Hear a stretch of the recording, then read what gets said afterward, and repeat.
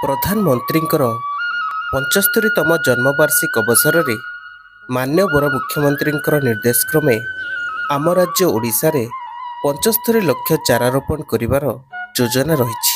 ତେଣୁ କେନ୍ଦୁଝର ବନ୍ୟପ୍ରାଣୀ ବନଖଣ୍ଡ ଆନନ୍ଦପୁର ଅନ୍ତର୍ଗତ ଦେଓଗାଁ ବନ୍ୟପ୍ରାଣୀ ବନାଞ୍ଚଳରେ ବନଖଣ୍ଡ ଅଧିକାରୀ ଶ୍ରୀ ପ୍ରଶାନ୍ତ କୁମାର ପଣ୍ଡା ଶୁଭାରମ୍ଭ କରିଥିଲେ ଏବଂ ସହକାରୀ ବନ ସଂରକ୍ଷକ ଶ୍ରୀ ଉମାକାନ୍ତ ଦାସଙ୍କ ସହ ଅନ୍ୟାନ୍ୟ ଷ୍ଟାଫ୍ ଉପସ୍ଥିତ ରହି ଚାରା ବଣ୍ଟନ ଯାନକୁ ଉଦ୍ଘାଟନ କରାଯାଇଥିଲା ଏବଂ ବନାଞ୍ଚଳ ଅଧୀନରେ ଥିବା 18 ଗୋଟି ପଞ୍ଚାୟତକୁ 500 ଲେଖାଏଁ ଚାରା ବଣ୍ଟନ କରାଯାଇଛି।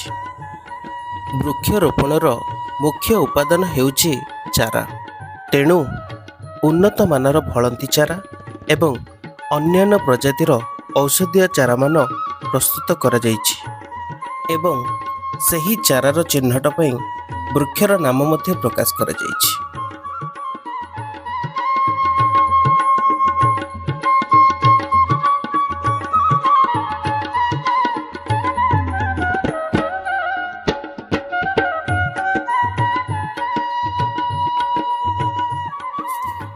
ବୃକ୍ଷ ଯେ ପରିବେଶ ସୁରକ୍ଷା ପାଇଁ କେତେ ଅପରିହାର୍ଯ୍ୟ ତାହାର ଆବଶ୍ୟକତା ଆଜିଠାରୁ ମନୁଷ୍ୟକୁ ବୁଝିବାକୁ ପଡ଼ିବ ଏବଂ ଆଗାମୀ ଭବିଷ୍ୟତ ପିଢ଼ି ପାଇଁ ଗୋଟିଏ ସୁନ୍ଦର ପୃଥିବୀ ଗଢ଼ିବାକୁ ହେଲେ ଆମ ସମସ୍ତଙ୍କୁ ବୃକ୍ଷରୋପଣ ଓ ତାହାର ସୁରକ୍ଷା ପାଇଁ ନିରନ୍ତର ପ୍ରୟାସ ଜାରି ରଖିବାକୁ ପଡ଼ିବ।